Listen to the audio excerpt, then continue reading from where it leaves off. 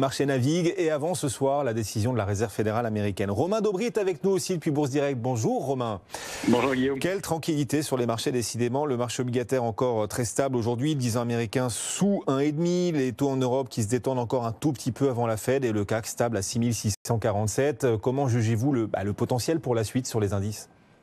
Alors c'est une situation d'attente mais qui est relativement active. C'est plus, quand on regarde dans le détail, il se passe quand même des petites choses au sein de l'indice. Alors ce ne sont pas des mouvements énormes, mais on constate qu'il y a une petite rotation à l'intérieur, sans vraie logique sectorielle, mais avec un peu de prise de bénéfices sur des titres comme ArcelorMittal, qui a progressé de 40% depuis le mois de janvier, qui baisse donc un petit peu aujourd'hui, ou sur le secteur bancaire, où c'est un petit peu plus marqué. Et en revanche, on constate que se confirment des mouvements qui se mettent en place depuis une quinzaine de jours sur certaines actions qui sont plutôt en retard ou qui étaient en pause. Alors on les cite régulièrement ces derniers temps, mais il y a des valeurs comme Airbus.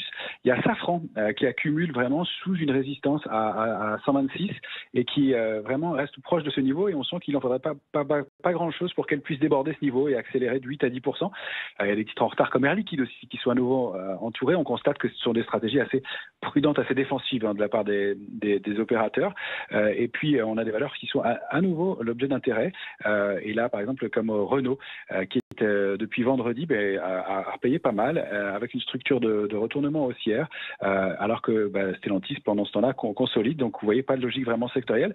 Renault, elle a rebondi ce matin sur une ligne de coude, une figure de retournement haussière en formant ce qu'on appelle un throwback à 35-36, et elle était dans le rouge, elle perdait 2,5%, elle est maintenant dans le vert. Donc ce sont des petites touches, des petits arbitrages, mais des mouvements techniques qui ont l'air d'inspirer les opérateurs sur des valeurs comme ça qui sont un peu en retard. On l'a vu aussi sur Total Énergie, qui depuis qu'elle a franchi 40-10 fait l'objet d'intérêt. Elle sort d'une zone de consolidation au sein de laquelle elle évoluait depuis le mois de mars. On a des extensions possibles en direction de 44.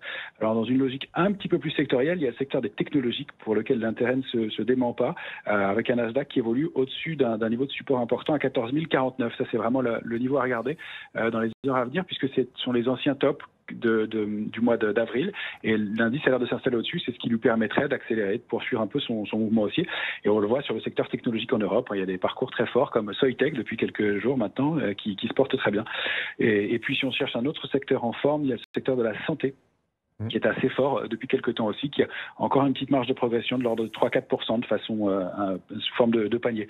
Alors on se prépare évidemment au rendez-vous de ce soir qu'on aborde assez couvert, assez protégé dans les portefeuilles. Il n'y a pas de grosses surprises à attendre. Enfin, il y a pas les investisseurs ne seraient pas complètement surpris quoi qu'il se passe, ils sont protégés. C'est plus sur le mois de juillet où on peut noter un peu un déficit de couverture. Il y a une zone 6300, 6550 qui est bien dense, mais en dessous pas grand-chose jusqu'à 5008, 6000. Donc il faudra se méfier de la rupture de 6300. On n'y est pas du tout. Pour l'instant, on vient d'atteindre une cible graphique et technique à 6652 points et demi. C'était une impulsion qu'on avait déclenchée fin mai. Les extensions possibles, elles sont à 6693, 6720, 6785, et après on pourra penser effectivement au record historique de l'indice CAC 40. Le niveau de retournement, le premier, c'est 6583,5. Ensuite, c'est 6510. Et puis, je vous disais, ensuite, 6346 qu'il faudrait vraiment défendre. Là, ce serait plus gênant. On n'y est pas du tout. C'est plutôt un marché qui est relativement serein, même s'il n'y a pas beaucoup d'initiatives. Voilà, quelques-uns des seuils à surveiller. Les actifs qui présentent également le meilleur potentiel, le plus fort potentiel pour la suite. Romain, merci beaucoup. Romain Daubry, avec nous en direct depuis Bourse Direct, ce CAC 40.